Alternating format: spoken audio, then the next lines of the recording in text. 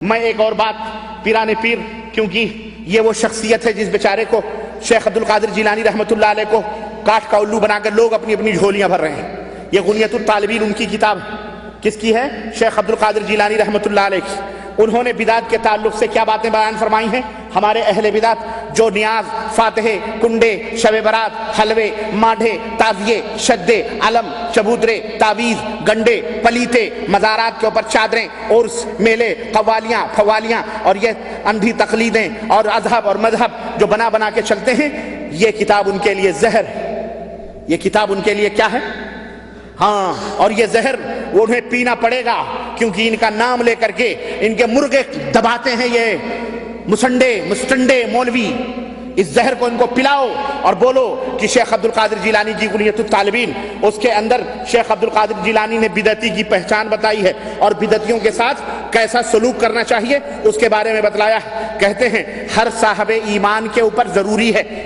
سنو، شیخ عبد القادر جیلانی کی نمازیں پڑھنے والے اور غوث کا دامن نہیں چھوڑیں گے، غوث کا دامن نہیں چھوڑیں گے، غوث کا دامن نہیں چھوڑیں۔ آؤ نہ چھوڑو، اچھی بات ہے، آؤ یہ بھی نہ چھوڑو، صرف گوشت کھانے میں نہیں چھوڑیں گے غوث کا دامن۔ یہ کون کرے گا؟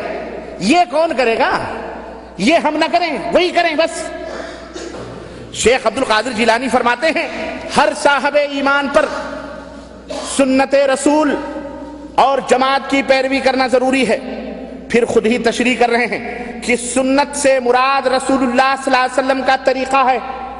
سنت سے مراد کس کا طریقہ ہے؟ اور جماعت کی پیروی سے مراد خلفائے اربعہ ابو بکر، عمر، عثمان، علی رضوان اللہ علیہم اجمعین کا طریقہ ہے، جو ان کے زمانے میں متفق علیہ فیصلہ ہے، اس کے اوپر عمل کرو۔ سنو، بدعتیوں سے بحث مباحثہ رکھ رکھاؤ، بدعتیوں سے بحث مباحثہ رکھ رکھاؤ، دعا سلام درست نہیں ہے۔ بتاؤ، پختہ قبریں نبی کے زمانے میں تھی؟ چادر چڑھانا قبروں پر نبی سے جلوس اور یہ علم گلم جو کچھ بھی نبی کے زمانے میں تھا، سارے بدعتی ہیں، یاد رکھو۔ اس میں بڑے بڑے حسینوں کے نام بھی ہیں۔ میں نے بالکل الوجوہ یہ بات میں کہہ رہا ہوں، کہہ رہے ہیں کہ بدعتیوں سے بحث مباحثہ رکھ رکھاؤ، دعا سلام درست نہیں ہے۔ امام احمد بن حنبل فرماتے ہیں کہ جس کسی نے بدعتی کو سلام کیا تو گویا اس نے اس سے محبت رکھی، کیونکہ حدیث نبوی ہے کہ سلام پھیلاؤ محبت بڑھاؤ۔ تو بدعتی سے محبت بھی کرنا جائز نہیں ہے۔ سنو، فرماتے ہیں کہ اہل بدعت سے اٹھنا بیٹھنا، استوار رکھنا، عید اور پرمسرت موقعوں پر مبارکباد دینا، ان کی نماز جنازہ پڑھنا، ان کا ذکر خیر کرنا اہل ایمان کے لیے جائز ہی نہیں ہے۔ ان کے نماز جنازے میں بھی شریک مت ہو، ان سے سلام بھی مت کرو، ان سے اٹھنا بیٹھنا بھی نہ رکھو۔ بہت لوگ پوچھتے ہیں کہ ربانی صاحب یہ بتائیے فلانی جماعت میں جانا کیسا ہے؟ آخر وہ بھی دین کا کام کرتے ہیں۔ اللہ کے بندو، جب جانتے ہو بدعتی ہیں تو ان کے ساتھ تم کو کس نے کہا بیٹھنے کے لیے؟ کس نے کہا اس جماعت میں شریک ہونے کے لیے؟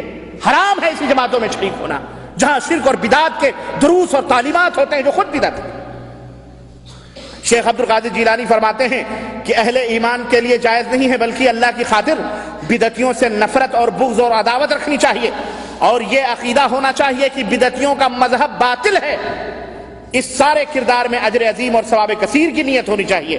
حدیث نبوی ہے کہ جو شخص کسی بدعتی کو اللہ کی خاطر اپنا دشمن سمجھے، اللہ اس کا دل امن و امان سے بھر دے گا۔ جو کسی بدعتی کو نفرت سے ڈانٹے تو اللہ قیامت کے دن اسے امن و سلامتی عطا فرمائے گا۔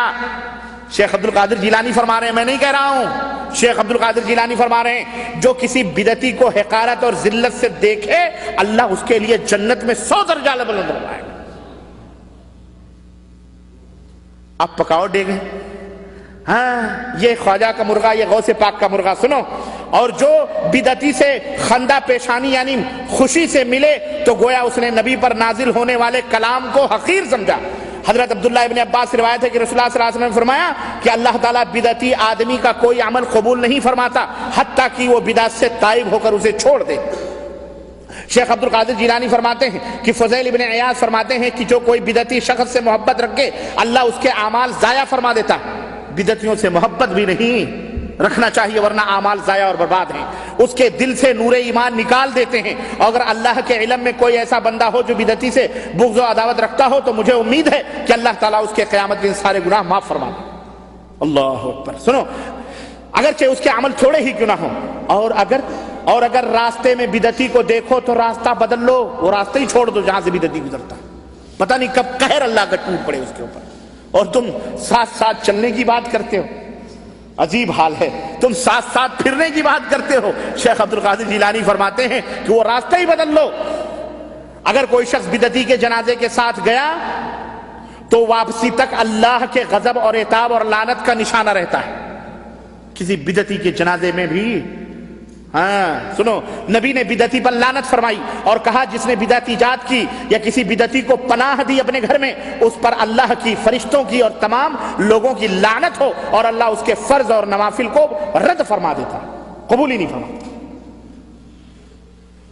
یہ کون کہتا ہے؟ یہ کس کی بات ہے؟ یہ بولو. شیخ عبد القادر جیلانی رحمت اللہ علیہ، پیران پیر، مہا پیر. سنو، کہتے ہیں اہل بدعت کی علامت کیا ہے، اہل بدعت کی نشانی کیا ہے؟